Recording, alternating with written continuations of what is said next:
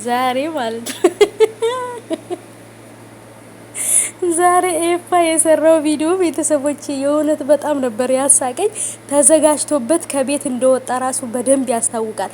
ሄርሜላን ጭራዋን ለማስትንትን ለማድረግ ጸጉሯን ለማሸበት እንደዚህ እንድትቃጠል እንድትንቦገቦግ ሊያደርጋት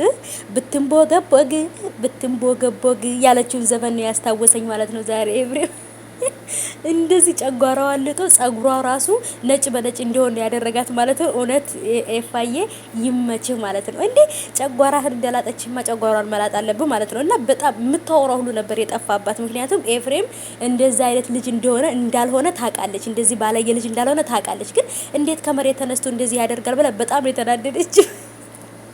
ሰላም ሰላም የኔ ወዶች እንዴት ናችሁ? ሰላማችሁ ብዝት ትረፍ ይበልልኝ። ወዶቼ እንዴት ናችሁልኝ? አላችሁልኝ ወይ? ከኔ ጋር ለሁላችሁ ፈጣሪ የተመሰገነ ወዶቼ አላችሁ ወይ?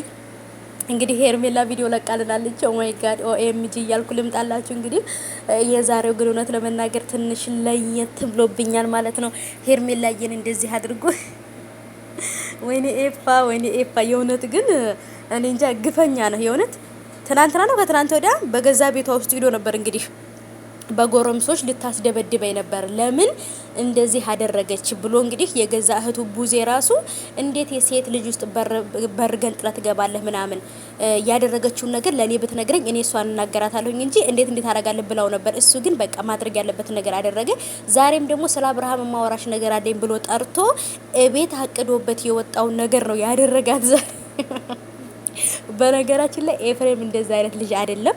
በጣም ስነ ስርዓት ያለው አይደለም። የወንድሙ ፍቅረኛ የነበረችን ሴት ይቅርና የማትወደው ነው ደግሞ በቃ የማያውቃቸውን ሰዎች ራሱ እንትን የማይል በቃ ቀና ብሎ ሰዎችን የማያይ ነው። በጣም ክብር ያለው ልጅ ነው ኤፍሬም ማለት ነው። በሌላ ነገር እንዳትረዱት ግን ሄርሜላ ስላናደደችው እንዴት እኔን ለማስደብደብ ታስባለች እቺ ደደብ ብሎ እንግዲህ በማሰብ ነው ዛሬ ላይ ይሄንን አክት ያደረገባትና ጸጉሯን እየነካ ትናንትና እንዴት እንደዚህ ቆንጆ አልነበርሽም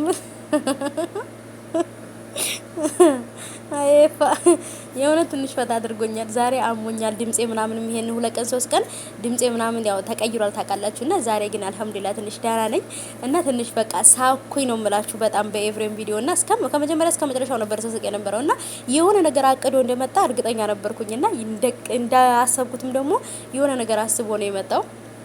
እና ወዶቼ የእውነት ኤፋዬ ይመችህ ማለት ነው። ፈታ አድርገህናል።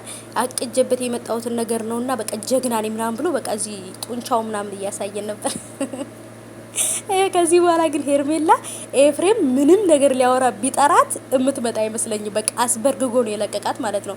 የእውነት ያደረገችው ነገር ከዚህ በኋላ እንዳትደግመው በሌላም ነገር ቢሆን እንዳታስበው ነው እንግዲህ ኤፍሬም እንደማይለቃት ታውቃለችና ብቻ እሷ ራሱ የምታወራው ነገር ጠፍቶባት ምላሷ ራሱ ተያያዘ ማለት ነው። አሳዘነችኝ እዛ ላይ ግን እውነት ኤፋዬ ይመችህ የእውነት